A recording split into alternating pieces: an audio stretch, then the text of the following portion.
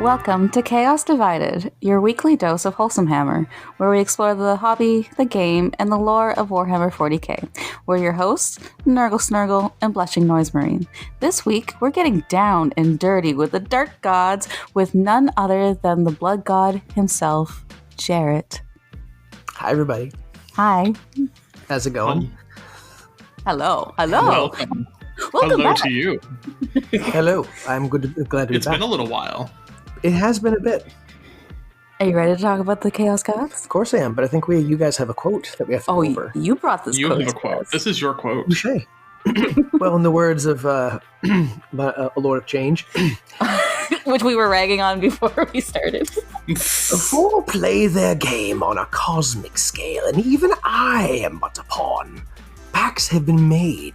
Deals have been closed. Lord of Change, do Kaleth to Azrael. Very nice. Whoa. I have chills. I have tingles. Ooh, I did my I best. feel that your I ASMR? feel changed. Oh. Do you feel like a lord? Well, not usually, no. That's, put a lot of effort into not being a lord, actually. You actually are the new lord. You just won a belt on Rast Reach Tabletop Gaming with your Chaos Space Marines against Necrons. How did that? That was, you know what, it was a good game. Matt's a formidable opponent. It was a lot of fun. I think we had an absolute blast. And I hope it's as funny to watch as it was to play. It was a nail biter of a match. I watched the whole thing, and Oh, wow. I didn't know who was gonna win. I think I looked at Matt at one point. It was like near the end of turn 3, and I was like, I don't know how this game is going. No, it was the draws. It The was draws were not Yeah. in good favors. Well, But for both of you as well. I had some rough ones in the beginning, and then I had locked him up so much that he couldn't do anything, and then he didn't actually get bad draws, but I had killed everything that could accomplish any of them. Like, he had units that were meant to, like, jump around and do stuff, and I just locked them in combat the entire game. So, Yeah, I was hoping Yeah. you would get that 12-inch charge with Shotzi. it would have so... Okay, I put almost 70 wounds into that Satan, though, Oh, yes. and it was It's a half ridiculous. damage. So it's It half half damage with That's- a 4-up invuln and a 4-up feel no pain. How is that even in the game? When you said that And- that should be for a great and clean one, I was like, no, that'd be way too OP. I didn't And- realize that Satan had that. There's more, Kaylee. We're not done. Well, It has more no. survivability. It recovers wounds each turn. Yeah. It just regenerates. Yeah. So you have all of that to beat through, and then on top of it, it's regenerating. Mm-hmm. You know who should do that? Great Great and Clean Ones. It literally says it in their lore that they do that. Their body rots and heals all at the same time because their body goes through the cycle constantly. You know what I got? 4-up and vulnerable. And maybe a 4-up feel no pain. If I'm in the right spot. Or if you pay for it. Yep. Gotta pay for it. You get a 6-up though. If you don't pay for it, that's good. That's good. Yeah, Yep. that's good. So Shalaxi can like one-shot almost every character in the game except Satan. It's tough 11, right? The Satan is tough 11. Yeah. Yeah, okay. Yeah. So she can one-shot everything except that. It took 3 turns of combat. Like both. Yeah. Like So that's just like, even I'm six sweating. rounds of combat to kill it. Throwing every attack into it. That half damage. Ugh. Yeah. And other things had also attacked it. How many wounds does it have to start off? I think 11 or 13 or some 12 maybe. What? Yeah. Oh, That. Well, it's the one with the abs. It's the big one. It's the Transcendent Satan. It's not that big. It's like a dude. But It's fun like a fact, farmer. it's not a named character, so you can give it enhancements. So you can give it the enhancement that allows it to pick up and teleport. So if you don't keep it in combat, it'll just like go and be wherever it needs to be, and you can't do anything about it. So I had to lock it in combat and couldn't kill it. Well, congratulations on that victory over that silliness. It was hard fought. Oh my god. Yes, because I was watching all those reanimations, and you got to be careful because if he reanimates, and he can reanimate on the point and take the points, and oh my, it was an event. It happened. So you are the Lord of Change. You changed the belt. You are the Lord. I'm something. I'm the channel champion now. We'll have to have another game on Wrath's Reach, and you can beat me and take the belt. So you don't want to keep it up in Truro land? It's too mighty a responsibility. It is a heavy crown to bear. Get them to travel up to you to do the shoot for the belt. Yeah. There we go. You want to win this? You come to me. We are going to get to the Chaos Gods, but I want to. We were talking about this a little bit before. Jarrett. Yes. Can we talk about those Night Lord previews? I think I've slathered over them like 100 times now. They look so good. What's the best part? The skin cloaks. The skin cloaks are amazing. The helmets are amazing. It's full on. It's a model that looks like a Night Lord, like it's supposed to be. We've had goofy looking Night Lords for years, or had to like 3D print them. Now there's an actual kit that's going to have Night Lord bits in it. That's pretty freaking cool. At least for Night Lord players, which I am one of them. When we were talking about Conrad Kurz recently, I said that like Night Lords have been wronged by the quality of their models for years. And I don't know if James listened to that episode or something. Oh, he's so good. He's Hi, like, James. Sculpting these bitches up right now. We're like, all right, let's do right by the Night Lords randomly. No one's expecting it. It hasn't been leaked. Like, let's just like, boom, surprise. Those are the best surprises. Mm-hmm. It's true. There was no warning that was coming at all. Period. Except someone said that the box was going to be like called Nightmare or Nightmare or Fear the Night, and it was like, what could that be? That could be anything. Night Lords are so pretty. Oh, so good. And we got the first glimpse of maybe Emperor's Children. So what? We got the first glimpse of what could be Emperor's Children coming next summer. So I'm excited. The Redacted. The Redacted. Okay, you know what? I think, in my opinion, the Aquila says it all. Oh. Right? The It's the Emperor's Children. Yeah. Is there an Aquila on it? Well, in the Redacted. Redacted. So normally it says Inquisition. Isn't it always... No, I went back and found other ones. It usually is the Inquisition symbol. Actually the Aquila? Because they're the only legion that was allowed to wear that. Exactly. It's the actual, like the claw with the wing? No, it's not that one, but it's like the Palatine Aquila from like the Heresy. It's that one. So it is the Aquila that was given to the Emperor's Children. It's going to be Emperor's Children. If that's the case, it has to be. There's no other thing it could be. Because I looked back, Arcs of Omen, there was the Redacted one, Inquisition. There's a few other ones recently. It was an I and said Redacted. This one's an Aquila. It's about to get noisy. That was what sold it for me. I was like, this is too on the nose. It's gotta be. Because you either go, okay, it's either a new Imperial faction or it's Emperor's Children. Or a Xenos faction. They don't have any new Xenos factions. But that would be why you would do Inquisition for that. Somebody out there, either Nurgle Snurgle or I was watching, but they said that they thought it might be the what are those sludge people called? The Hrud? Yeah, the Hrud. The Hrud. Did they say that could be the next faction? Could be, yeah. It was thought to be. They were a powerful faction. They left for a while. They could come back. They don't know what happened. Swamp people. Yeah, swamp people with weird time powers. Are But they I feel like Chaos or just Xenos? Xenos. I feel like Votan still need to be fleshed out, and Eldar and Dark Eldar are in such need of refreshing. I feel like on the Xenos front, there's a lot of like catching up to do. I'd be surprised if they'd add another Xenos faction one after another. Because what was the one before Votan? Tau.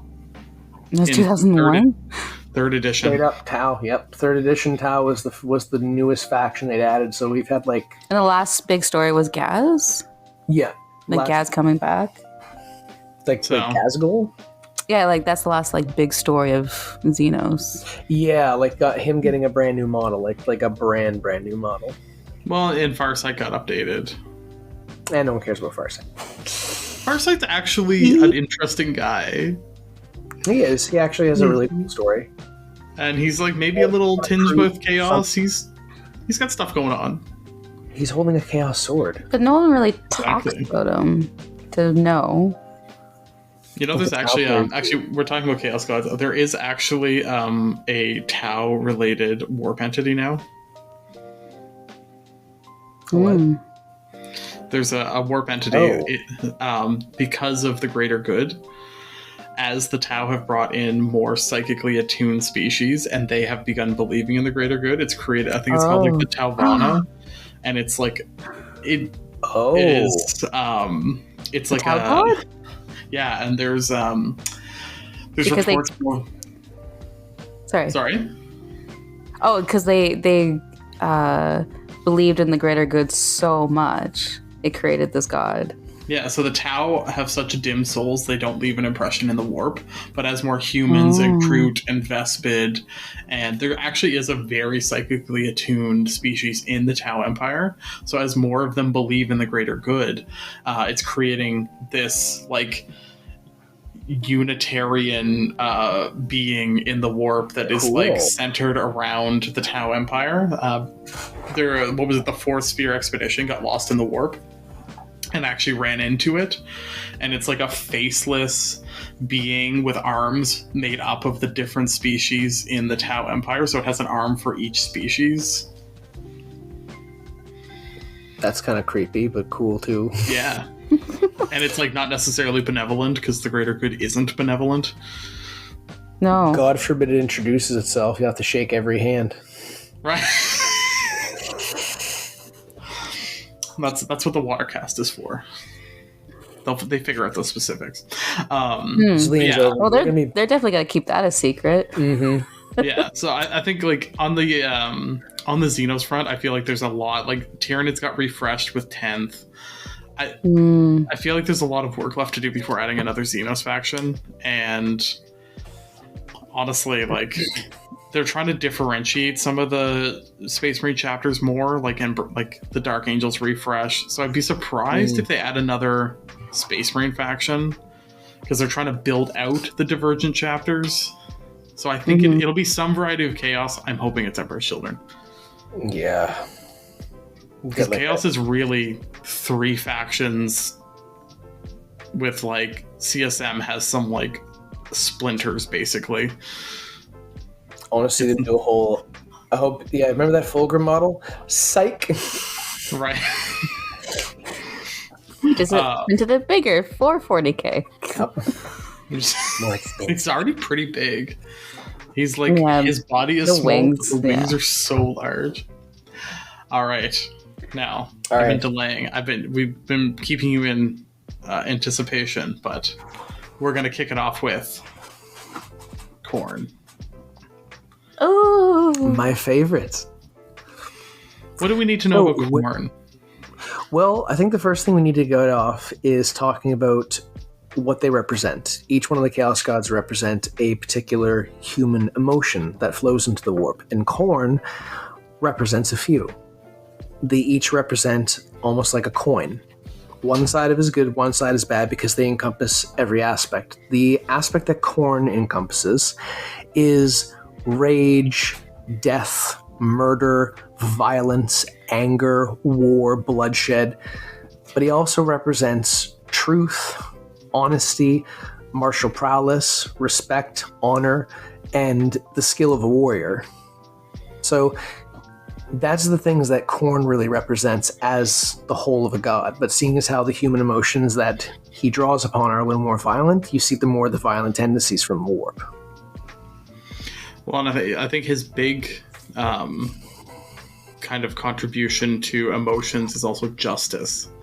And the 41st millennium does not have a lot of justice. So no, not really. Well, everyone has their own little brand of justice. No, but as far as like actual fairness and justice and, ethics, because that's also really like ties into Khorne. Khorne is indiscriminate. Khorne doesn't really care. As far as Khorne doesn't care where the blood flows. Like the nicer side of that is like Khorne seeks, equality and justice and, protection, and realistically that's what like honor is also supposed to be, is like protecting the weak, and Khorne's just been unfortunately pretty defiled at this point. Yeah, drawing on the more of like the darker aspects, like where normally you would protect the weak, he looks upon weakness as like a slight. If you're not strong enough to defend yourself and fight for yourself, then what good are you for?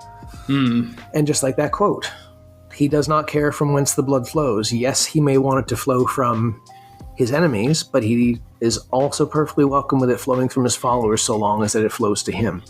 And that skulls are claimed in his name. And apparently every single skull that is claimed in his name, if not sent directly to his throne room or a copy of it, is teleported to the throne room, but they just pour down constantly into that room. There's even like a gigantic pile beside his throne that are just done by Karn. His favorite little pile. Love it. Actually, my favorite thing about Khorne is Khorne is empowered by murder and death, but not suffering. Slaanesh is empowered by suffering. So Khorne devotees try and kill as quickly as possible so that Slaanesh gets like no benefit. Another reason why he goes for the head all the time. One hit, one kill, no suffering. Yeah. So he stars out Slaanesh. Oh yeah. It's about like absolutely stars him out. But it also is like collateral damage is like not to be encouraged, because again, if you leave victims, you leave people suffering. It's not empowering Khorne, it's empowering Slaanesh. Yeah. Can the Chaos Gods kill themselves? Not like kill each other. Like, can he kill Slaanesh?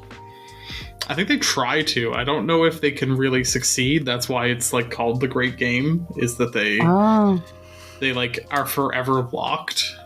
Mm-hmm. Yeah. They're completely locked in like an endless combat. They more or less use their followers as their pieces because they're so above dealing with each other now that the only time they actually truly get involved is when one of those other three are encroaching on their territory so much that Khorne or Tzeentch or Nurgle or Slaanesh have to invoke their hand and be present on the battlefield. Otherwise, it's just endless wars with their little minions fighting across the warp all the time, and in reality itself with the humans, Space Marines, Tau, Orcs, and Eldar, and all those fun guys to just draw in more energy to the warp. Well, and they also risk destabilizing kind of the stalemate. So, if Nurgle were to come up with a great scheme to kill Khorne, Tzeentch is going to end up empowered by that. So then as you destroy one enemy, you empower another one. Mm-hmm. And then you're not really going to take their place. Yeah, they all kind of work against each other. Yeah. Although they will team up with each other at the same time as well, whether it be against one of the other three or in rare situations as a whole, which they did against the Emperor during the Horus Heresy. They put their differences aside, teamed up together to take on this one entity because he was going to cause their destruction. They couldn't have that. They need to feed on humanity's essence and dreams and thoughts for eternity. And if the Emperor stepped in, it was like, no. We need to deal with this now. Can you share your most favorite story of Khorne? Oh, there's so many, though. Which one pops out? Honestly, there's one that really pops out in my mind. It's from a really obscure character from the Siege of Rax. There is a demon prince on Vrax named Uraka the Warp Fiend, or Uraka za Baramel. Right, yeah, that's his full name. Originally, he was a mighty lord of Khorne that fought on many battlefields and claimed hundreds upon hundreds of thousands of skulls in the name of Khorne. Pretty close to what Karn was doing. Upon his death, Khorne was so happy with what he had done in his life, he pulled his soul to his throne room, reanimated his body, and offered him a chance. Defeat one of my bloodthirsters in combat, and you'll be rewarded with eternal demonhood. So he bent the knee, took the offer, and went to a rack of weapons on the wall and picked out a gigantic executioner's axe. And for 8 days, he fought back and forth with this bloodthirster, finally cutting his head off. And after stepping on top of the body and exulting his victory to everybody in the room, and all the bloodthirsters and bloodletters and bloodcrusher leaders are like baying and hooting and hollering, Khorne bestows demonic hood on him, and he kind of turned into this... The demon prince turned into, he looks like a gigantic bloodletter. This massive bloodletter with a bloodthirster's face and a huge double-handed battle axe. And why I like him so much is in the game, he can throw it as a weapon and it teleports back to him. It's like he's freaking Thor with an axe. He goes, comes right back to him. It is amazing. The model is really cool. The lore is really cool. So that was one of my favorite moments when I was reading different lores about Khorne. Besides like Karn and the rest of them, yeah, that'd be it. That's pretty cool. Yeah. God, I love Khorne. Does Khorne see all?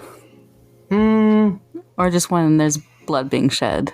He does see all, and he gets upset when blood is not being shed. He can tell.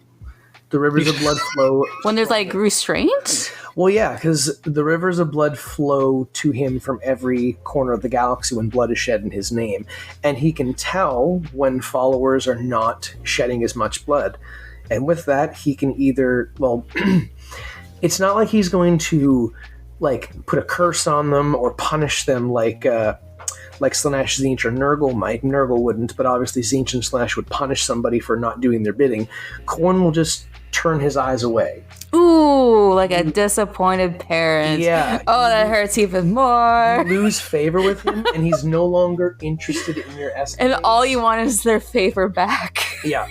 Speaking of which, we'll talk about a certain individual that he is one of his most prolific worshippers, but Khorne still turns his eyes away from him no matter what. Is this Scarbrand? It is Scarbrand. We'll have to get Isn't Scarbrand. Scarbrand is also like somewhat defiant, though.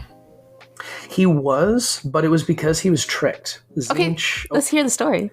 So, quick, like, just breeze by with the story. Scarbrand was the right-hand man of Khorne. He stood by his throne as his bodyguard, and throughout the ages, it was either the Changeling, who turned into a demon of Khorne, or Tzeentch himself, whispered in Scarbrand's ear and basically just fed into his ego of strength and power, saying, you could take Khorne. Why not? You could take his spot. You could be the next war god. Why does he get to sit in the throne? Why can't you? And one day when Khorne's back was turned, he just took both axes, leapt forward, and put every bit of his strength and might into one strike, and he barely put a mark in the BloodGod's armor. Why did he think that he could do that?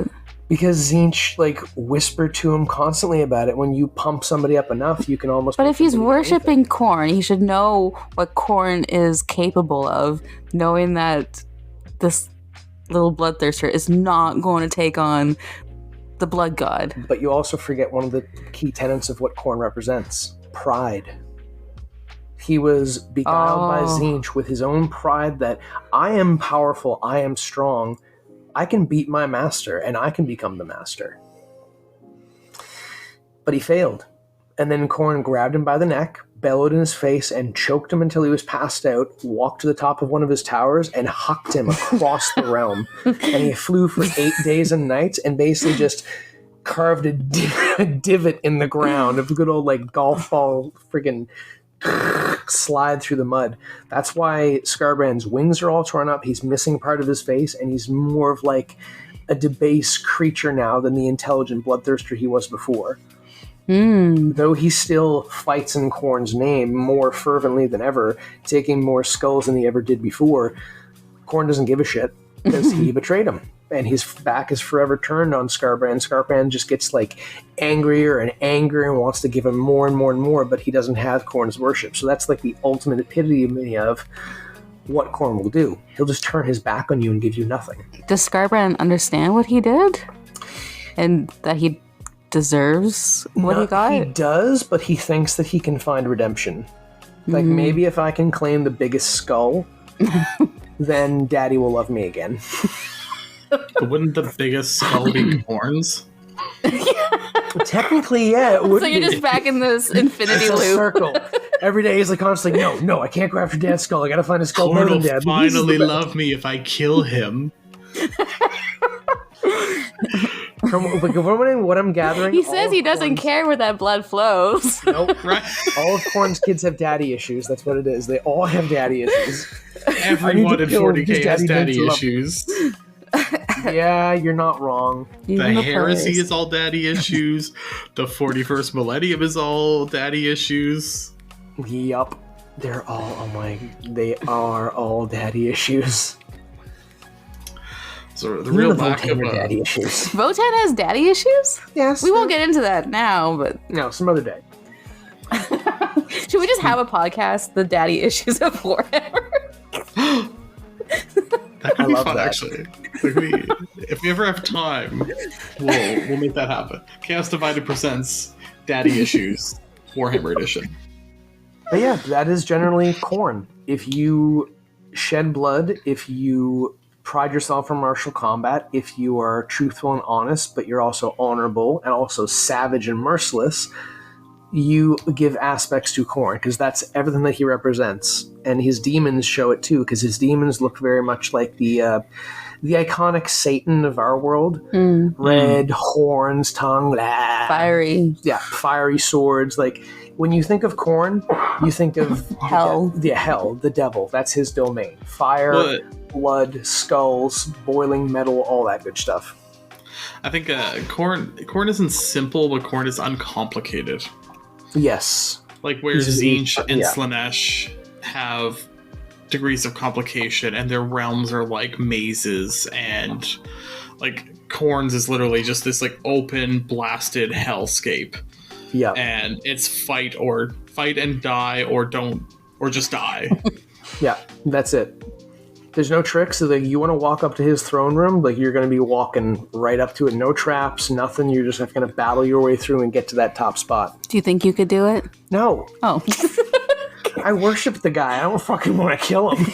Well, no, not kill him, but I mean, like, No, be a absolutely. champ. I would be his champion. Does Khorne accept challenges from people? Does he get challenges more than Skarbrand? I don't think Khorne actually fights that often. Like just watches he's more the fight. sits on the throne watching. He did all of his fighting during the Great War and the War in Heaven, so he's good. He just has his minions do it for him. Also, he can really F it up after probably what they saw him do to Skarbrand. Everyone was like, oh, obey. Daddy's mad. Oh. It wasn't me. Whew, thank God.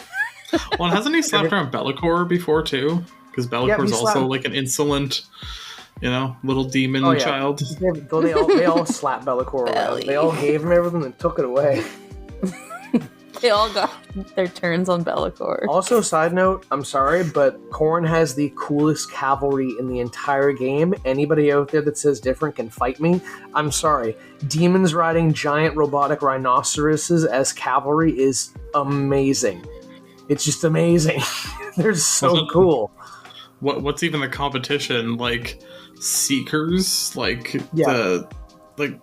No. You got weird Seekers, you got motorcycles, you've got horses, you've got weird deer people, you've got plague drones. Yeah, drones. Flies. Even the bats of fantasy and every other like weird fish person. I'm sorry. Metal rhinoceroses with teeth and razor blades for horns. Like, just come on. It's so cool. They should make Screamer's cavalry. That should be a metal album. Just the It was cover just of them like charging. smaller screamers riding bigger screamers. Is that the? No, like pink horrors riding screamers. Actually, that would be kind of cool. Like having them on there, and they can like fly around. They can shoot. They could be like really Yeah, fast. fly. Yeah. Do the screamers then also break apart into two smaller screamers when they die? So that it's just like And the blues and the brimstones are riding the baby screamers. yes. When you add a baby screamer to your unit, you get a 5-up feel no pain. Oh, okay. Oh no. So I have a Siege is question. so weird. Siege is very weird. It is weird. Okay, what is the Eightfold Path? The Eightfold Path, if I remember correctly, because I've only ever heard the phrase mentioned a few times in books, it's supposedly the path of pain you have to walk to get to Khorne. Like every different... So he has a maze. Well, not a maze. Every realm of chaos has something different. Nurgle has the garden that you must traverse. Tzeentch has the labyrinth you must traverse. Slaanesh has the circles of pleasure you must traverse. For Khorne, it's the Eightfold Path, and you go through 8 different tests of strength, prowess, all those things leading up to his throne, I would assume. But to get there, you all have to walk the Eightfold Path, and that's like... Think of like all of the darkest things that a warrior could do. Like one of Khorne's favorite things is a brother betraying a brother for the sake of combat or strength. You may have to make decisions along that path where you have to kill someone you cared about or relive something, prove yourself by fighting his greatest warriors, claiming hundreds upon hundreds of skulls. There's all different things that you would have to do on that path. Oh. So how did he feel with Fulgrim betraying Ferrus Manus? Who, Khorne? Yeah. He must have loved that. Yeah, he definitely did enjoy that. And just like Blushing Norse Marine said, even doing one act can draw all power to... one act you can do can draw to all 4 of the Chaos Gods based off it. Wanting to give someone a clean death so they can have peace. Nurgle, doing it like as slow as possible. Slaanesh, killing the person that you're killing is someone you love or you care about, your brother. Khorne, and it's because of ambition that you decide to kill this person. Tzeentch, one act, all 4 gods. So they can all draw from it. Yeah. Scary. Isn't it? Not Khorne. He's honest. I love Khorne. There's a good side to Khorne? Oh, yeah. Like, I There's think a good side to all of them. Yeah. In my It's just very mind, the small. coolest... Yeah. Well, you like to rub it in that Nurgle's not good. Nurgle is probably crueler than all of the other ones put together. Oh. But nicest at the same time. In a Yeah, weird, it's like weird, twisted way. simultaneously like, Nurgle's love is not pleasant, we'll say. Yes. And Slaanesh's is? No, but Slaanesh isn't trying to be pleasant. That's just like, I'm going to push the bar as far as it goes and then push it over the edge. Yeah. And then pick it up and push it again. What's Khorne's love? Respect and honor. Like, generally, where a lot of the other gods will give you a mutation, Khorne gives you gifts, like weapons, like a flesh hound, a demonic mount. I feel like Khorne is like the manager who has a pizza party when you've done a really good job. It's like, oh, do I get a raise? No. But you have my respect. Yeah. Yes. You have my we are respect. family around here, and we're in this together. What do I get? Here's a dog. Right. What? But now I have to feed it. Exactly. Which means more skulls for me in the end. Okay, so now I'm gonna give you a giant rhino to ride. That's another mouth to feed. Exactly, meaning you have to kill more for me. So all these Khorne demons punching in the 9 to 5, and they're just like, when do I get off the grind? And Khorne's just like, well, I really appreciate what you've done. Is Dolly Parton playing in the speakers? Right. Oh my god. Yeah, I feel What like kind of Khorne music is does Khorne listen to? Metal. He listens to metal. Just metal. Just the Doom soundtrack. Yes, the Doom On repeat? soundtrack is him. Yeah, just Yeah. Especially BFG Division, just nonstop. Full blast. Oh, love it. Well, sorry, not quite full blast because that'd be Slanesh.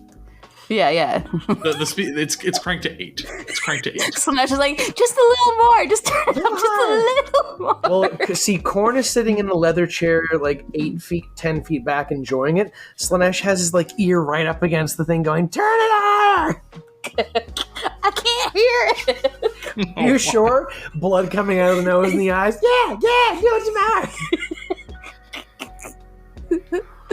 So Zinch speaking would of which, totally be the bartender to this party. Zinch? Yeah. No, Zinch should be the pissed off person in the corner reading a book, being angry why everyone's listening to music. Zine trying to read the sitting down to musical listen notes.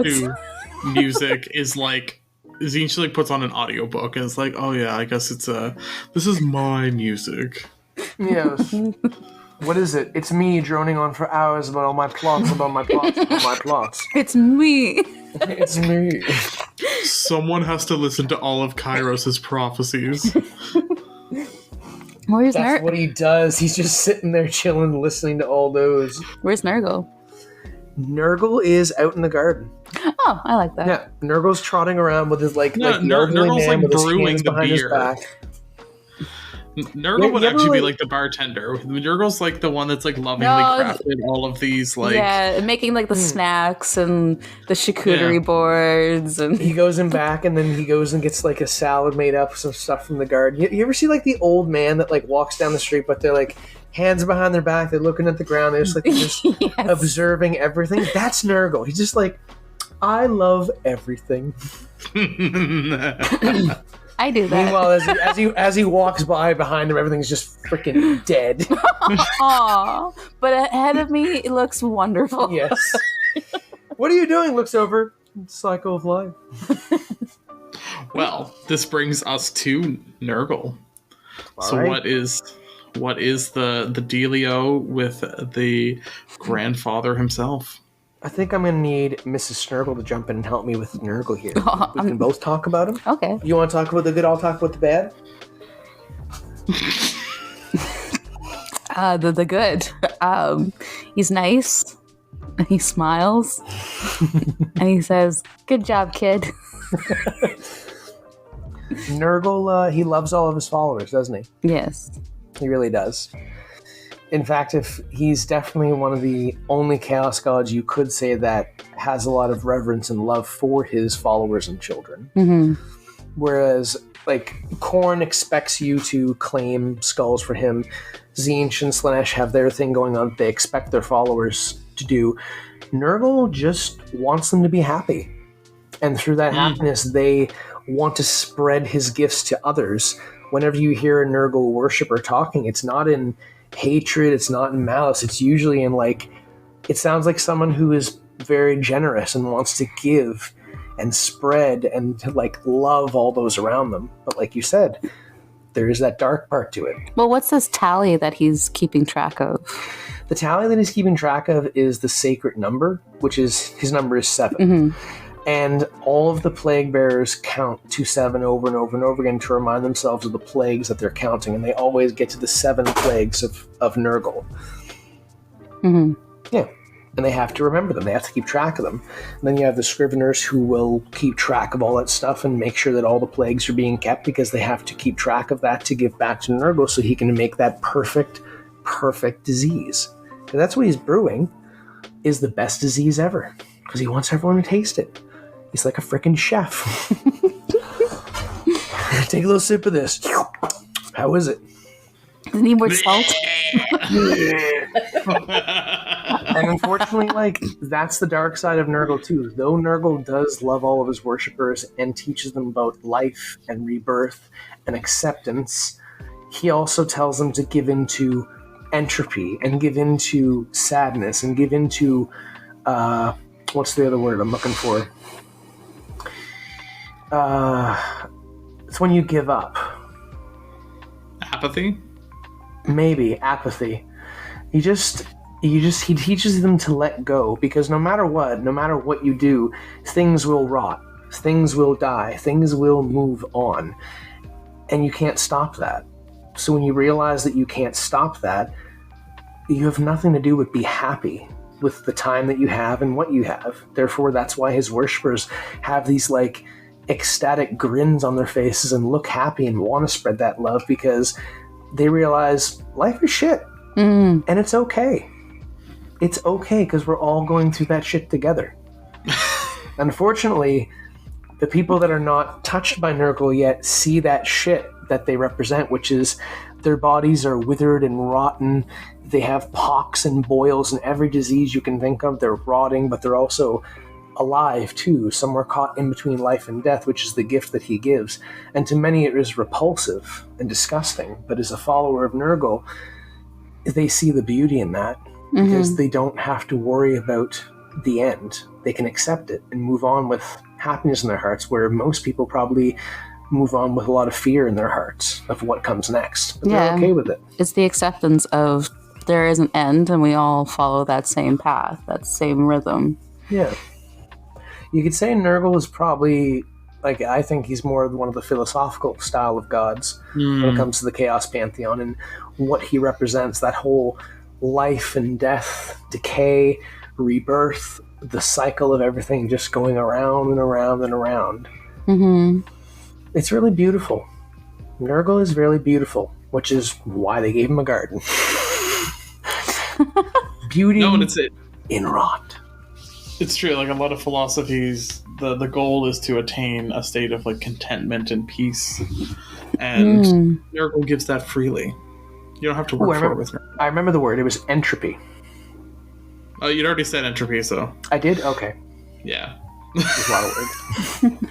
There's a lot of words to describe them. No, but Nurgle is also life and new beginnings and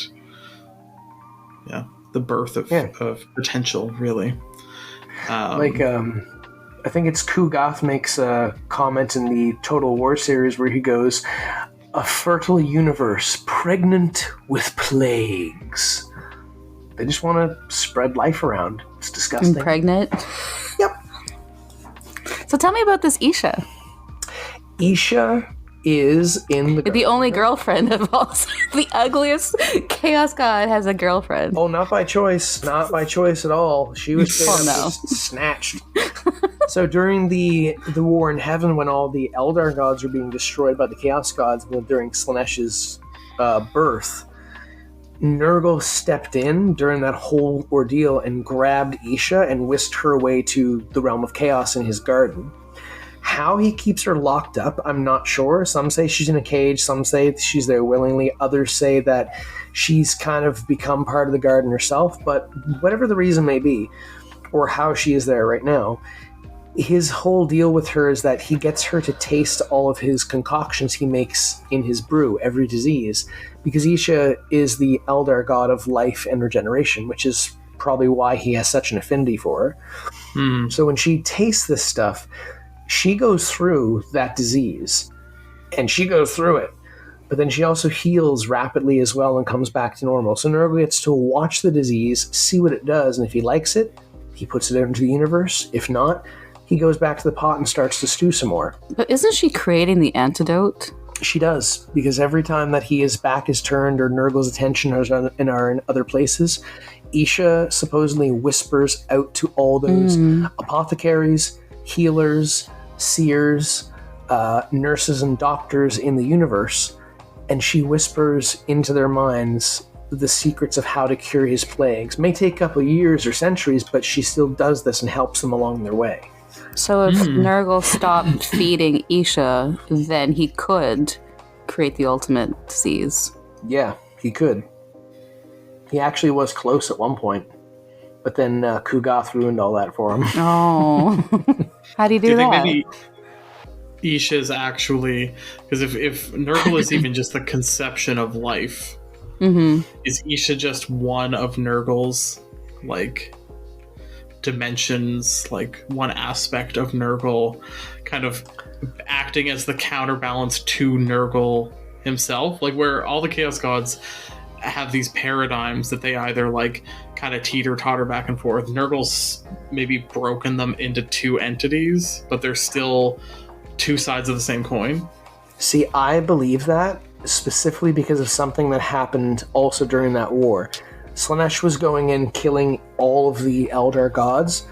When she came upon Cain, which is the Eldar god of blood and murder, Khorne stepped in and deflected Slaanesh's blow and said to Slaanesh, "No, he belongs to me. He is mine." So there's some people think that comment made, and then the shattering of him later on, meant that Cain was an aspect of Khorne, or at least like some bit of him. And Isha's an aspect of Nurgle. Yep, I think so. Well, because the Eldar are powerful enough that, like, if they have an organized conception of a god, even if it's part of a chaos god, they would realistically it'd be an ordered version of the same being. Mm-hmm. Like, they are powerful enough to imprint that in the warp.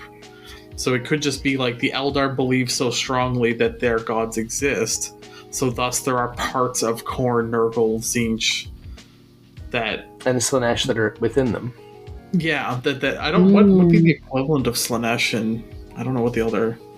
Those ones, I don't know, because Slaanesh destroyed all the other ones. There is Kegarak, the laughing god. Now, he might represent Tzeentch because he is protecting the Black Library, which is the, like, fountain of knowledge for the Eldar.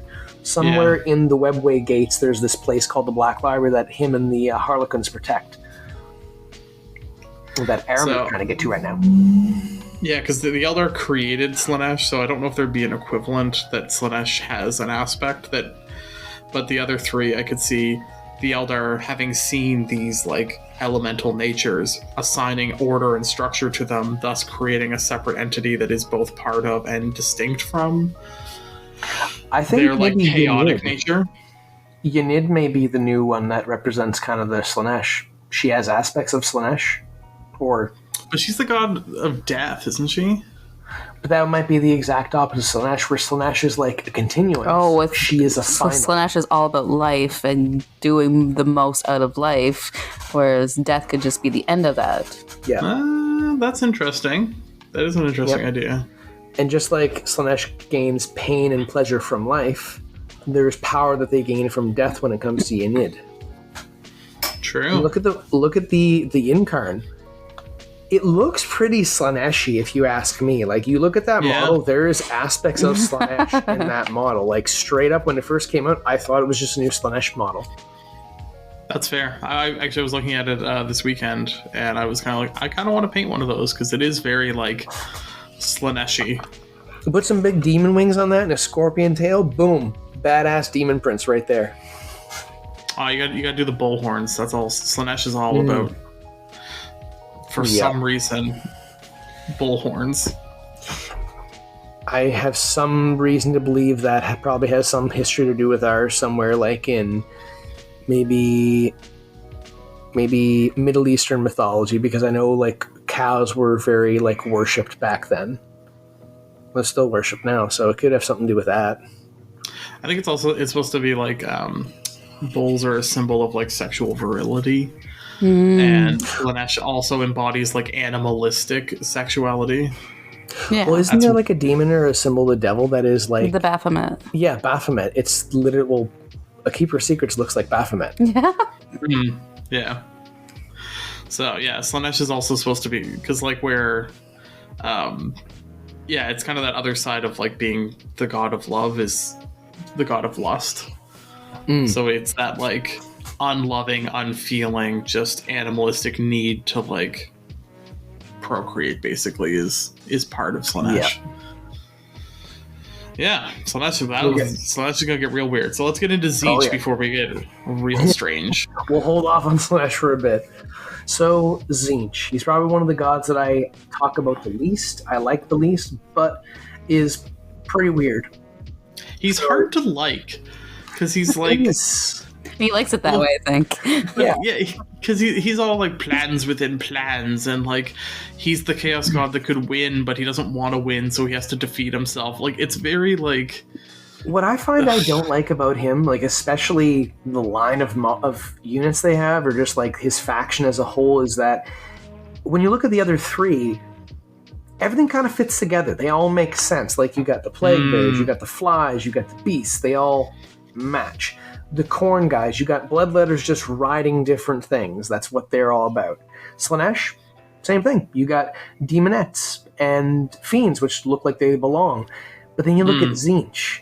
Flying stingrays, flame demons, things that are like literally on fire, dudes with like 4 arms and 3 faces that like rip apart into blue dudes and rip apart into fire dudes. Like none of it looks like it actually should fit together. But isn't that the point? Yeah, that's the point. It is so the unsettling. point, but then it makes it visually messy.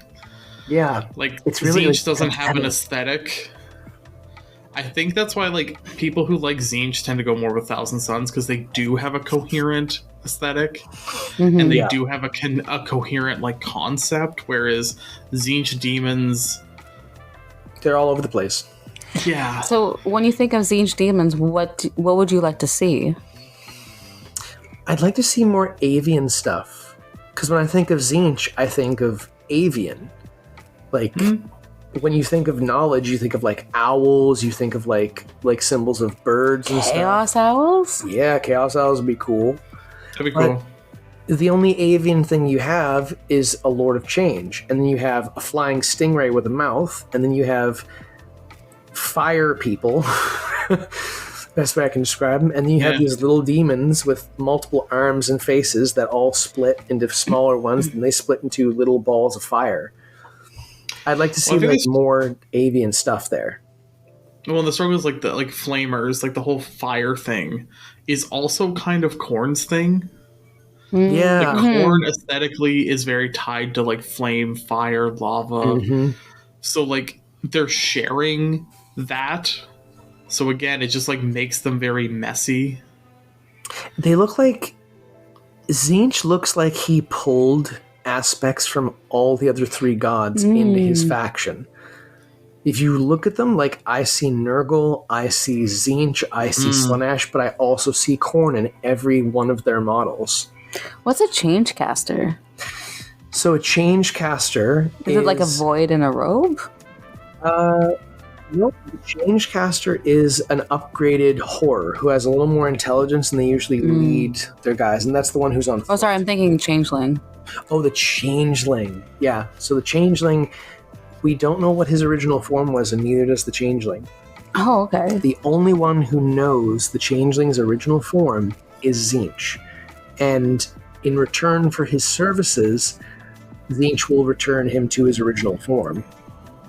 So he just keeps working for Tzeentch in hopes that he'll be revealed, what his original form will be revealed, and he can go back to the way he was. But Tzeentch isn't going to let that happen because he's too useful. Because it goes with like, it doesn't feel like it fits in a demon army with the Tzeentch demon army. Yeah. I like the changeling. The fact that in the older editions, it was hard to do, but he was able to take on the aspect of a weapon that was around him and a character that was around him. So you could combine 2 different things to make him one guy. I'm just going to take your sword, I'm going to take your big, thick body structure and go, yeah. No, and I think that's the struggle with like Tzeentch overall, is that because you're the Lord of Change, you're the Master of Fates, you aren't actually your own concept that strongly. Like even the emotions that Tzeentch is tied to are far more like represent. Yeah, like, you know, ambition, and even just like the concept of change is very hard to understand. It's like Tzeentch is like the god of irony. It's like, you know, it's really hard to define Tzeentch. So then you have like a very messy aesthetic, you've got a very messy like story, you've got very unclear motives, you've got a hard to like define personality. So then you're just kind of nothing, because you're everything simultaneously, which is what is you're supposed to be, but it's hard to get attached to that. Yeah, because you can make an explanation for anything. Yeah, that's his MO. Yeah. That's literally Tzeentch's MO. Like all the things that he represents are he's the epitome of what chaos kind of is, because he's just everything and nothing at the same time. So he can win? Well, out of all the four Chaos Gods, he is considered to be the strongest. Actually, just so happens there's a story behind that. There's a unit or a character he made called the Blue Scribes, and they have a job to do. Originally, Tzeentch was one of the more powerful Chaos Gods, and he had this thing called the Crystal Staff, and it held every magical spell and power in the entire universe. The other three Chaos Gods got together and said, we can't allow this anymore, and they went after him. They all could have destroyed Tzeentch, so what he did was he snapped the staff in half and shattered it to the winds of the galaxy and said, hey, look, there, it's gone. You guys don't have to come after me, so we can just chill now. Everything went back to normal, and then he created the blue... Sorry. He created the Blue Scribes, which were two blue horrors with a little more intelligence than a normal blue horror, put onto a disc of Tzeentch, which is a screamer that has been shaped and rifted and warped into the shape of a disc with Tzeentch's power, and they travel across the universe, writing down and scribing every single spell and psychic power and ritual that has ever been used by every faction and everyone in the galaxy, and they keep tallies of them, because if they can collect them all, they can reforge that staff for Tzeentch and make him the most powerful Chaos God again. This is one of his many schemes that he is working on. And that's really, yeah, that kind of ties into, like, his main role is as the god of magic. Yeah. Apparently it's actually said that if Tzeentch did want it to win the game against the other three, he could. But he never will let that happen because he's having too much fun. Then the game ends. Yeah, he no longer gets to play the game. And he's the one that refers to it as the game the most. It's literally a game to him. So if they all die, who's he going to play with? Well, and if entropy is Nurgle's domain, if the game ends and everything ends with it, then he doesn't get to win in the end. It's Nurgle who does. Exactly. Like, I can't let this game can't end. So it's literally like if Tzeentch wins, Nurgle is the ultimate victor. Yep. Yeah. So he can't let Nurgle win through letting himself win. He's like, I must lose by winning, and I must win by losing. That's why all of his schemes have like... You know, there's a reason why we've jokingly called the Thousand Sons like Tzeentch's third favorite legion. Like, they tend to be on the Tzeentch's built-in loss into his scheme because he can't actually fully succeed at anything. Yeah. And the Thousand Sons usually wear that. Ahriman specifically, if we're being honest. Oh, God, Ahriman.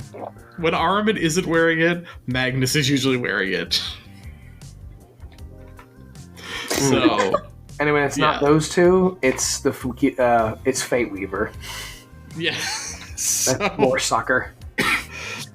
Well, I think we'll have to do an episode on the greater demons at some point because I feel like they're as interesting as the gods they serve. Oh yeah, well even their little champions too. Like, I'd love to talk to you guys about Skulltaker. Pop quiz: who out there knows what Skulltaker's real name is? I have no idea. The room went silent. A lot of people don't. Not until, like, it got out through, like, the internet, but originally his name was only printed in... Should we know this? You guys? Probably not. Are we allowed to know this? I think it was the 3rd or 4th edition Demon Codex. His name was actually printed in the text and explaining why he got his name. What is it? It's, Urazal. Urazal translated means the taker of skulls. Oh, and okay. the reason he got it was because... Well, the reason he got that name was when he was created. So Skulltaker started killing his own kind as soon as he was born. So that's why he became Khorne's master executioner. He's like, I like you. You're special. But yeah, we'll definitely have to do the greater demons at some point. But I do want to make sure we don't go too long. So let's. Tzeentch had his moment. Tzeentch is lame. Time for one of our favorites. Now we have to go to the weirdest, wackiest, strangest one of them all. But also the Slaanesh. freest and the most accepting of all. Slaanesh is liberty. Slaanesh is freedom. Absolutely. And also excess and everything you can ever think of. Slaanesh doesn't have expectations for you. No. Slanesh just wants you to be the best you. Yep, and enjoy At every all bit of costs. it, and Yes. everything else, and all those around And you. never stop. And never stop, Just ever. keep getting better. Keep going. More. There's always, whenever someone asks me, like, what do they mean, or I'm talking to them about the Chaos Gods, I always describe Slanesh as, imagine you're in a room and you want to listen to your favorite music. Slanesh is in a room with, like, every freaking music playing that you can think of at the same time, all at maximum volume, and you crank that sucker to 11, and then you break the knob and crank it right back around to 11 again. If you ever Still not watched satisfied. Yeah, still not enough. Star Trek: The Next Generation, there's a scene where Data is trying to listen to classical music, and he's listening to like 10 different symphonies simultaneously at max volume, and somebody like walks into his like quarters, and they're like, "What are you doing?" And in that exact moment, Data was a noise marine. Yeah, he's like, yes. Enjoy myself. Oh. He's just having a good time. So no, Slanesh is like excess, decadence, lust, Depravity, pride, depravity. pain, excess in all things. It's like Slanesh is a pit, and whatever your thing is, even gluttony too, whether it be food, whether it be sex, whether it be money, whether it be your own vanity, no matter what, once you dive into that pit, there is no bottom, and you just keep falling and falling and falling into an unsatisfactory pile of, I need more. That wasn't enough. There's one quote I like where it was described in one of the novels as, you start off by just listening to a lot of music or liking a certain thing, and then it's like, well, that's not enough. I need to go and I need to go and eat a bunch of food. Well, that's not enough. I need to have sex with my wife. Well, that's not enough. I need to peel my skin off to see what that feels like. I need more. I need more. Let's inject drugs into my body to make myself feel all these different sensations. They just keep going and going and going and going until there's almost nothing left of them. I think there's really like, if we think of like modern day equivalents, like the bodybuilder who is like, Yep. can't stop and is on steroids. That's Slanesh. The like person who's eating to such excess they can't move. That's Slanesh. The people that are going and getting like Botox surgery and plastic surgeries and stuff, that's Slanesh.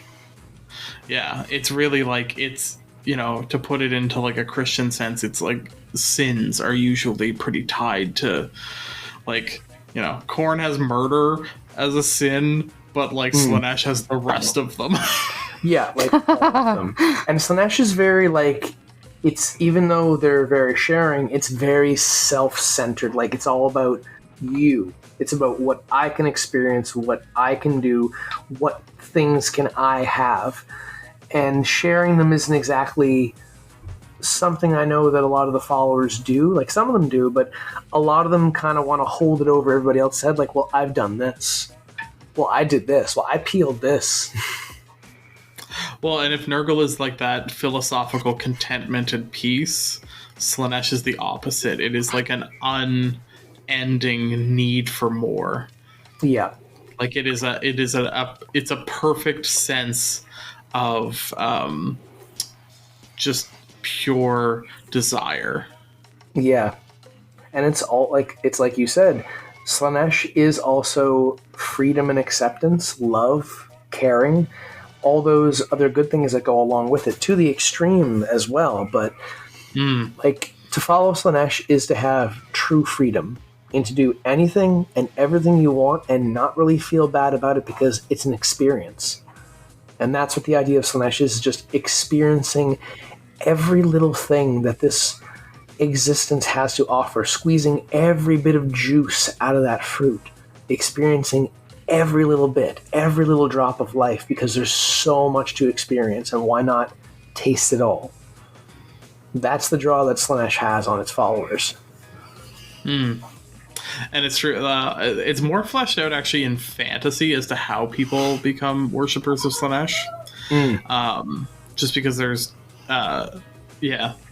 chaos is a little bit more orderly in 40k, whereas chaos is like usually infiltrating and scheming in fantasy.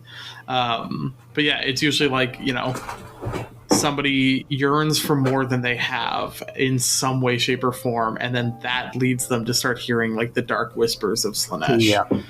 Like it's as soon as you want more than you currently have, you start kind of getting that little niggling feeling of like, oh well, what if I had even more? And then all of a sudden you start waking up with a mark of Slaanesh on your skin, and you're like, oh no, oh yes, yep. So yeah, Slaanesh, complicated. Yeah, extremely complicated. But also, I think somewhat misunderstood. And also, very much hates the Eldar, which I feel like we all feel a little bit of that right now, so... Doesn't he love the Eldar because he likes to eat them like smoothies?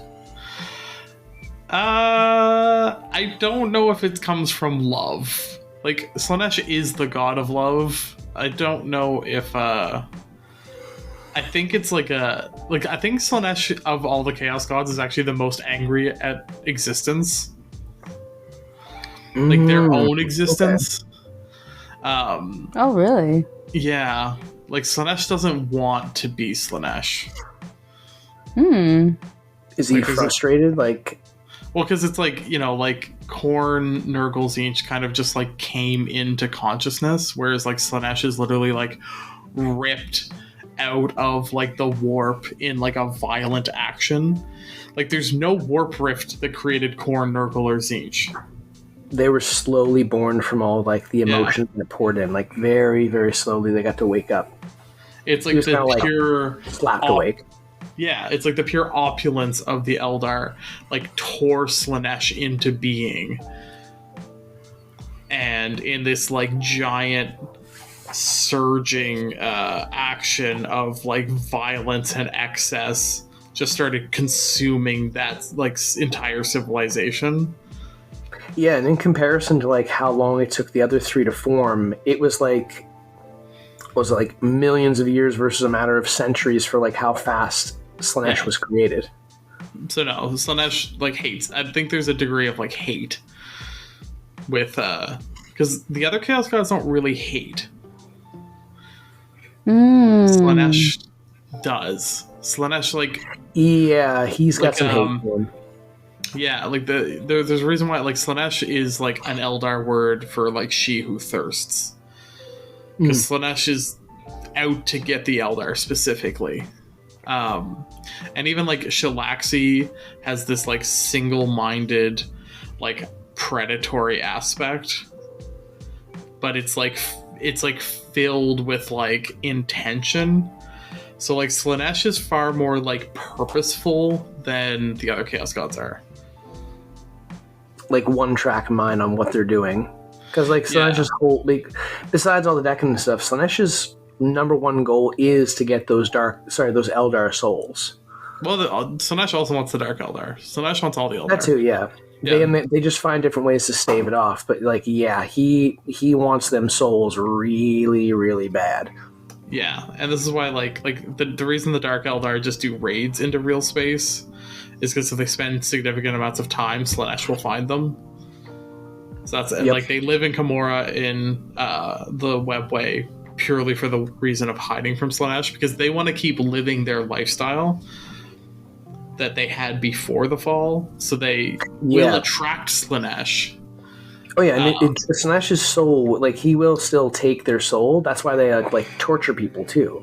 Yeah, it's partly to like they want to keep everything and not get eaten by Slaanesh. Whereas like the Craft World Eldar very like quickly went like, no, we're going to deny all of this so that we can hide from Slaanesh. Because if we don't give into any temptations ever, then Slaanesh has no reason to like track us. Now, say if Slaanesh does eat all those souls, then what happens to Slaanesh? So I think the theory, like the prophecy, is actually like Ynid is the Eldar god of death. Oh, the death, yeah. So the theory was that when Slaanesh eats the final Eldar soul, Ynid was actually supposed to be born at that point to kill Slaanesh. Oh. Yeah, but that was the whole Like a like kill switch. Yeah, Yvonne brought the Yanid back, like created Yanid early, in hopes that Yanid would be able to be powerful enough to attack Slaanesh, so that the craft worlds could actually start settling again. Because the reason the craft worlds are always moving is because they're moving away from Slaanesh. Mm-hmm. And Slaanesh is on the hunt. Yeah. Constantly. Another reason why they have those little stones on their bodies to capture their souls. So could Yanid take on Slaanesh, or just not powerful enough? Yanid's not powerful enough, because Slaanesh actually, Shalaxi got one of the swords that Yanid needs to empower. Oh, So I've Slaanesh got what you has need. one of, I think, there's 5 swords or something, and I think Slaanesh has one in, like, her Oh, that sucks. realm. Yeah. Oh, that's opening up for a She's like, deal. I got your little toy. Like, I think the Incarn has one of them. Okay. Yeah, Yinkarn has one. The Vizark has one. Eladriel had one, which was his spear that turned out to be a sword. And I didn't know where the other 2 went. Yeah, But I now know one of Shalaxi, them like, spent, like, centuries hunting one of them down and got it. So, Yanid actually can't be empowered until all 5 are collected.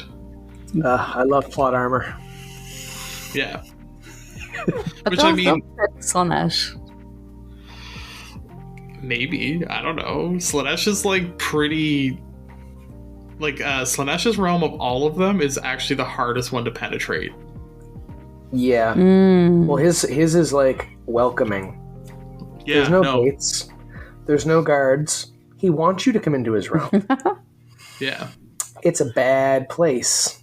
There's the flesh pits. There's the the dissension of woe.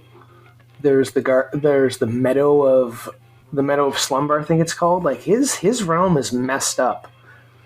There's one where you walk through this like the road of affirmation, where you have all these people telling you every single thing that you've ever wanted to hear about yourself. Like, you're beautiful, you're handsome, you're strong, you're powerful. And if you fall into it, you walk forever. But if you snap out of it, that meadow you're walking through with all those people, it turns into just a valley of ash with bones and nothing else there but just that. Yeah. There's the one, there's the sleeping one. I know there's the one where it presents as like this tropical island. And you gotta swim out to it's it? like, yeah, you have to like, yeah, you have to push yourself, and like you get more and more exhausted, and if you rest at any point, then it's like a beach filled with bones is actually what it is. And if you get past that, there's this gigantic table there with the most elegant meal you've ever had in your life, and you eat and eat and eat and eat and eat. But if you eat too much and fall and pass out, you actually fall down and become part of the meal for those who are eating. And reality is you're just eating corpses upon corpses upon corpses. And if you can snap out of that, you can move on to the next stage. His entire realm is just a mirage. It's a test. It's a test and it's a mirage. Like where Korn is like, hey, you have to fight like the deadliest opponents you're ever going to fight, but you can eventually get to Korn. Nurgle is like a garden, and if you don't succumb to the like miasma, then you can like hold on to your sanity. Like Tzeentch is a labyrinth that does technically have an end if you can figure it out, but Slaanesh is just like, what is it? It's like 8 or 9 different temptations, and you have to succumb to none of them. And it takes like weeks to get through. It's a real test. It's a frickin' marathon. And everyone is just, it's harder and harder and harder. The easiest one is that place where you can just, it's like a place of rest where you lie down, everything's peaceful, everything's tranquil, you can chill out, but if you shut your eyes and fall asleep, you will never wake again. Yeah. Because you've relaxed.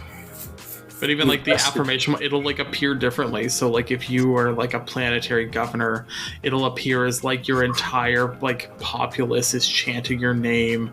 Like if you're a space marine, it'd be like, you know, an ultramarine might get there, and like it'd be like Gulliman is like personally like putting a medal on your chest and like telling you how proud he is of you. Like it's like whatever would like evoke a pride in you is what you'll see. Yeah. And that's torture when it's ripped away. Yeah, and you have to be able to say, like, no, you're wrong.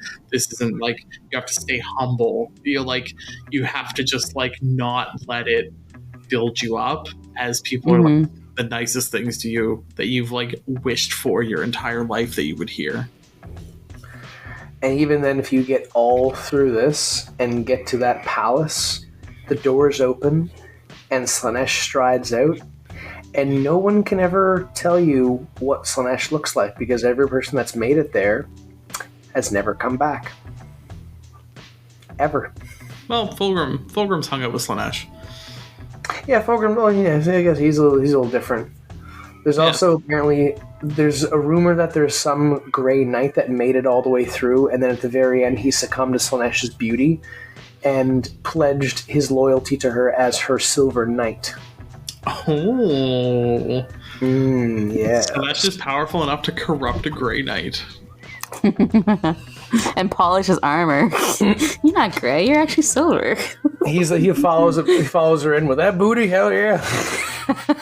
Well, that's part of, like, so, like, demonettes will appear as, like, what you are most attracted to, and Slaanesh is that, like, turned up to 1,000. But it's not always like an attraction of, like, a loved one. It could be a childhood friend. It could be your mom. It could be your grandparent. Oh, what? Yeah. It's whatever you desire. So if you lost a loved one, it could be your wife. Could be the most beautiful woman ever. It could be your best friend from high school that died in a car accident. It could be anything that you desire and want to see or want to have again, and that's the form that a demonette will take when you first see them. And once you get close enough and you're in their clawed embrace, they drop the guys, and you're just like, oh crap. Yeah. And Slaanesh can do that to, like, the nth degree. To the nth degree, yeah. Yeah. Slaanesh just walks into a room. She is the room. Yeah, I am the room. Do you wonder if that Grey Knight, Slaanesh appeared as the Emperor? Oh, probably. You're the best Grey Knight. You are my true and number one son. You've rescued me. You've saved the Imperium. Oh. You've defeated I'm no longer all... a corpse because of you. Whenever he looks at Slaanesh, it's just the Emperor. Yeah. The Emperor lives. Oh. That'd be a great short story. That would be a great short story.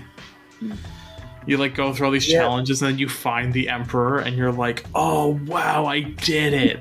And ruins it all. I saved mankind. It was the Emperor the whole time. And the Emperor's making me Emperor. What? Now I'm the Emperor. He's just all twisted with tentacles all over him and everything. Yeah. Yeah. Look at my new sword. Bro, that's your hand. No, it's not. You're right. Yeah. Wow. Okay. So of all the Chaos Gods, who has the biggest army? It depends. Is it all equal? It really depends on the waxing and waning of the warp. Like, the Chaos Gods base their armies off how much territory they control. And when a Chaos God starts to push into another god's territory, like, say, Nurgle starts to push into Tzeentch's realm, glass trees start to wither and melt, the land starts to become corrupted, plants start to sprout, and as his garden increases in size, he's able to populate it with more demons, because the more powerful he becomes, he just creates more, because that's what all the demons are. Demons are literally just a small aspect of power pulled from the center of the Chaos God and given life. Oh, so the question is not who has the biggest army, but who has the most territory. Exactly. Okay. Whoever has the most territory will be the most powerful. And the way it stands right now, it seems like in the 31st millennia, Khorne has the most power at the moment. Because of all the brand new, the bloodshed that's been happening, the wars going across the galaxy, he is definitely reigning right now as the supreme dude. So it's really like, it's a reflection of what's going on in, like, the mortal, like, real space. So, like, what mortals do kind of depicts what the Chaos Gods are empowered by. Yep. So, like, actually, I think Slaanesh technically is the smallest realm, because Slaanesh's like power is derived more in the shadows. Like Khorne, I think Khorne and Nurgle have like the largest regions, and I think Tzeentch and Slaanesh have smaller ones because their power is like more difficult to develop and find, but it tends to also be more potent. So, like, you know, your average person falling to like Khorne is like, oh, they like get in a bar fight and they end up like killing someone. That empowers Khorne a little bit, whereas like Slaanesh will like deceive a governor into like accidentally like enslaving millions in like an act of like pure greed. So it's like Slaanesh will do the little thing to get the big reward, whereas Khorne and Nurgle tend to have like a constant the instant little bits. The instant gratification, Khorne's the zoomer who wants the endorphin rush like right away. Oh yeah, whereas like, you know, like Slaanesh also tends to have like more like spies and more like long plans, similar to Tzeentch. So yeah, it does make sense because those two, Khorne and Nurgle, their aspects are far more of a natural thing that has to happen all the time, no matter what. There's always going to be violence and war and death. There's also going to be like death and rebirth. And like you said, the other two have to scheme more to have their feelings and wishes come true when it comes to their mortal servants. Well, yeah, I mean, you look at like the Imperium, all it takes is like, you know, supernatural version of botulism to go on a grain transport, and you have like half a sector is like sick and debilitated, and Nurgle's like living high on the so, and like, you know, and if it doesn't matter if those people die, it's like the act of being sick and decaying is like empowering him, and that's just happening constantly. Like, Nurgle doesn't even have to try, and there will be trillions that are ill in the galaxy. And look at the universe that we're in. Warhammer 40k. There's always war, and that's Khorne's thing. So no matter what, he's always getting the juice. Actually, the one irony is that the Imperium generates so much suffering, it also empowers Slaanesh. Oh, yeah. Yes, they do. Just they don't care about their citizens, and they are very upset about that, and they're in a lot of pain. Every Forge world is basically like a shrine to Slaanesh. Yeah. That's the thing they don't realize, which is why they fought so hard against the Emperor. If humanity was destroyed, just like the Cabal wanted it to be, the Chaos Gods would have nothing to draw on. Actually, I think the only one who may survive would be Slaanesh, because he's the only Chaos God that draws on a different form of soul and power. Very psychically attuned, so Khorne actually also wouldn't go away. The whole like Cabal storyline is like a little flawed because they're like, oh, there's so many humans, and like Horus would rip through the galaxy, and then it would like unpower the Chaos Gods, and it's like, Orcs and Eldar are actually the ones providing most of the juice to the Chaos Gods. So, like, the Orcs don't go away by the Imperium being destroyed. They might just get weaker. They may not, like, it wouldn't destroy the gods, but I think what would probably happen is they'd more go back into dormancy. Like, murder and all those aspects are still going to be there. But when humans came about and really pumped that up for the Chaos Gods, you had their birth. With the Orcs, because they don't... Yes, they're doing warfare and anger, but there's also the added worship of those gods. I was going to say, like, can they just believe that Khorne's not real and that it's only... Gork and more. Yeah. Yeah, that's why I think, like, if they're not worshipping Khorne, but they're still fighting, he's still going to get the juice, but I don't think they're going to get enough juice to actually do the things they need. Fair. Each of the Chaos Gods would probably go into, like, a coma of some sort, or they'd go back to sleep, because it said that even in the lore, they started to awaken when those feelings and emotions became the most powerful, when they flowed into the warp, and Khorne woke up somewhere along the Dark Ages when there was a lot of war going on, a lot of death. So people worshiping him, but also putting that energy out there that they're putting out with war was probably what gave him the awakening and the birth. Same with Nurgle, same with Tzeentch and Slanesh. I don't know, like, just it was just all the pain and just the expediency of what the Eldar were doing. But Well, it was the greed away, of the Eldar. So, like, yes, pre Slanesh, the Eldar lived like the Dark Eldar. The Dark Eldar are what the Eldar actually, like, their society functioned like. So it was just like pure excess. Like, they had basically conquered the galaxy. They had no enemies left to fight. Their economy was basically automated with, like, wraith constructs. So they didn't need to work as, like, an entire society. They knew how to terraform themselves. So they'd created these, like, perfect utopia planets they were living on. And there was nothing left to do. So they just, like, descended into their own, like, desires. And they're also immortal. Mm-hmm. Yes, they are.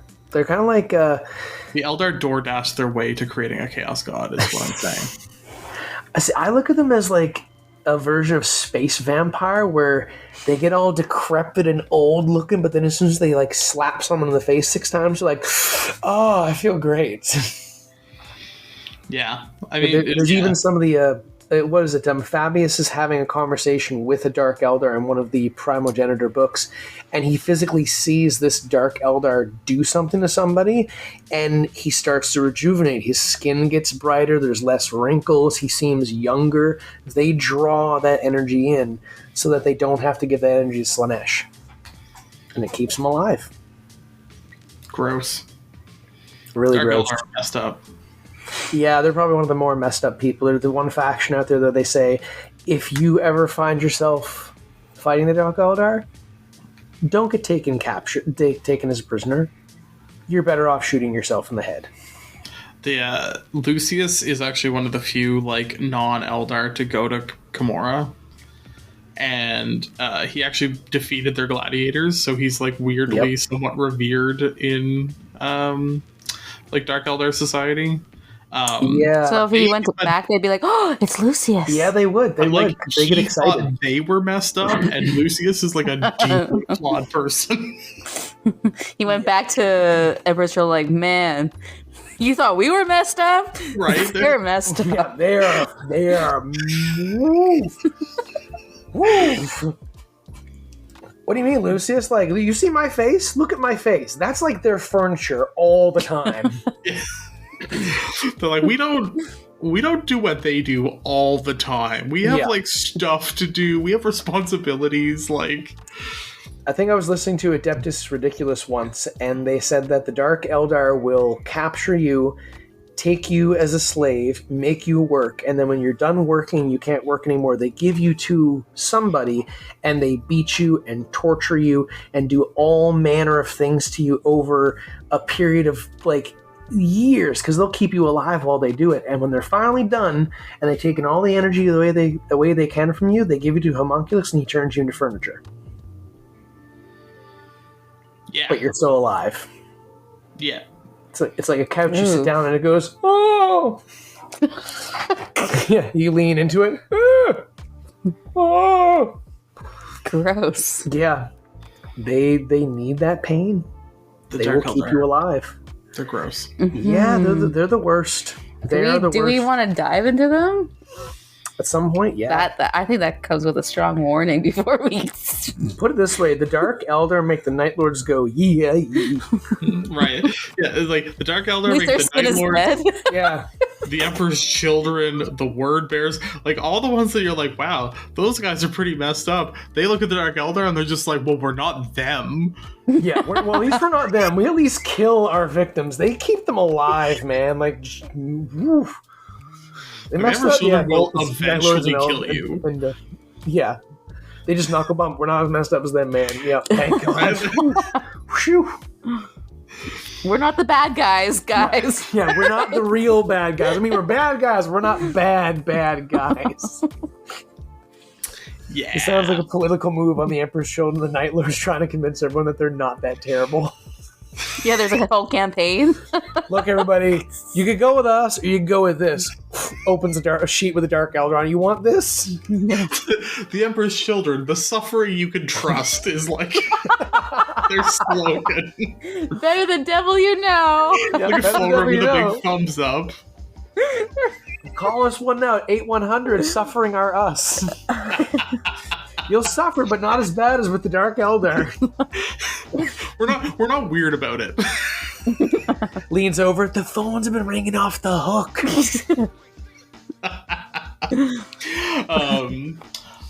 Well, this has been an absolute blast, and thank you. Very chaos filled. Yes. Yes, it's been good to have some more chaos on Chaos Divided.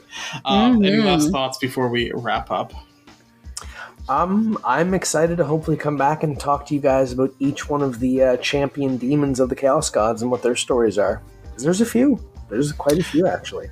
Well, here we'll throw it in the episode because I know we've thought about this, but we definitely always like to have you on, and I think your episodes that you're on are some of our most popular. So I think the folks at home are enjoying it as well. We've thrown around the idea of maybe even doing a Blood God book club at some point. Some Nice. bonus. Now, what would pertain to this Blood God book club? I think we would read a book together as a Chaos Divided crew, and then maybe you and I talk through the book, and that could be maybe a bonus episode out there. So we've had some ideas. I like that. If you'd like to see the Blood Gods book club, let us know.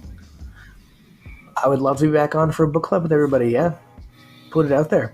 Let's get it going. I think that's a great idea. And that would probably motivate me to read the books and others, because it was really great to see you, Tanya, Mubin, Dr. Rhino just sitting in a circle just talking about books and grabbing different stories from each book and being like, oh, remember that was awesome. And I'm just on the sideline like, I wish I was in this club. It's one of the coolest parts about Warhammer 40k. Like, even apart from the game, the novels and the lore it's like hooks that grab you and draw you in, because once it has you, it has you. Because like everyone that experienced these books, they're just so much in love with them. Like, I haven't met a single person who's like, yeah, the books are all right. They're awesome. They grab you, and they're even people that don't like 40k. Like them too. I think of them as kind of, they're like the I read quite a bit, and for like reading 40k 30k novels are kind of the it's like the palate cleanser. Like, they're the easy reads, they're the like fun stories that just kind of grip you, and you read them and then they're done, and the consequences aren't that great. They're not going to necessarily challenge your thinking that much, but they're fun, and then when you talk to other people you can get excited about them. Like, they're more of a shared experience, because it's like there's a lot of events that happen. And it's like it's like more about like talking about like what did you get out of it, and like what are the stories that like you thought were interesting, and getting to share those back and forth. So it's more of a like collective experience, whereas like normally when you read, it's kind of usually just for you. Reading any of the like Warhammer novels is more of a like you get to share that with other people. So maybe well, what we're really doing when we read the books, we're reading a history of a civil war. Just like in our own time now, people read about civil wars and they're all experienced, and that, or even people that have experienced it. You're basically reading an entire civil war story from beginning to end, and you can all like talk about it and share it, and those experiences of what it's like. But I think it's pushed to such a like satirical level that it also helps you like escape. Like, because like, sometimes what's going on in the world gets a little scary, whereas like 40k is like so ridiculous, you're like, oh, well, maybe it's not that like, At least we're not those guys. Yeah. It's like, man, my life is really terrible right now. It's really hard. Open a 40k book. I immediately feel better about my existence right now. They're like, well, I'm not furniture, so... Yes. I am not plugged into a machine until my brain fizzles out. Okay, then. I'm doing okay. So I have to ask, because I've never been a part of a book club, and maybe people who are listening, they could also share the same, that they've never been a part of a book club. So what is like a book club? So my thought is we would maybe pick a book and Okay. let everyone know. And then kind of maybe 2 months later, we'll do like a book club episode on it. And so it'll be us maybe kind of sharing our thoughts on it. So you kind of have some time to read it, and then you can listen to the episode, leave comments, leave feedback. So it's kind of a way for us to like read it together, and then once everyone's kind of had some time, then we just kind of like dig into it and like, what did we think? How did it connect to other things? What did we think of the characters? What did we think of the story? And just kind of have like, you know, this type of conversation where we're just kind of like talking about the lore and like what it connects to and what it means and like your thoughts on it. So we just kind of do like a deep dive rather than like on a big topic, on like the topics in that one particular book. And there's so many Warhammer books that like, you know, even if we're reading one every 2 months, we wouldn't even be keeping up with what Black Library puts out in a year. So no, definitely not. We'll we need at least 1.5 to 2 years to get through the entire Horus Heresy, just itself. Yeah. Well, no, if we were doing 6 books a year, it would take 10 years to do the Horus Heresy. Oh. So yeah. Lots of episodes. Not including the Siege of Terra.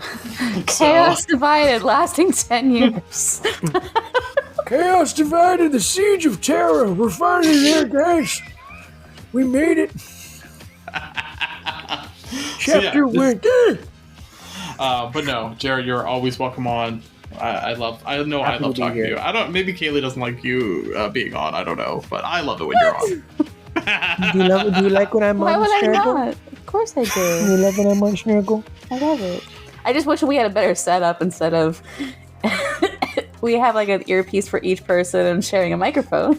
And I have a bad habit of leaning back away from the microphone, so I get quieter and louder all the time. Yeah, I know. Leveling this out is going to be hell in editing, but thank you. Sorry. Always worth it. Always worth it to have you on. We torture Blushing Noise Marine for the worth. That's true. All right. Well, on that happy note, my torturing, I want to thank you for joining us. We ended with Slanesh, we'll end with the torture. It's my role in life. Don't forget to subscribe to Chaos Divided, both where you're listening and on Instagram and YouTube at Chaos Divided 40K. And you can find us on social media at Nurgle_Snurgle and at Blushing Noise Marine. And is it at TeamBloodGod? It's at TeamBloodGod. Don't worry too much about it. I don't really post all that often. Well, if you wanna There's connect some or postings there. Okay, you can fine. check out his old There's stuff. some old and- stuff there. and It's his- fine. no, maybe you'll be encouraged. We'll keep bringing you on here, and you're gonna be inspired. You're gonna have to share these Night Lords when they're ready. So stay tuned for those. I gotta finish ones I have already. I saw your eyes light up, so I think I think that's something to look forward to. And I like them so much. we hope you'll check out our Patreon. If you're a fan of what we do and want to support us, you can find the link in the episode description. And we're very happy. Very special thank you to everyone who's joined the Patreon so far. But we're very happy to announce we have our first Divided Champion. So a shout out to Mubin. Thank you for your patronage, and we very much appreciate it. Thank you, Mubin. Thank you very much, Mubin. Moving through the universe. Yep. Mubin for you guys. And until next time, bye-bye. Ciao for now. See you later.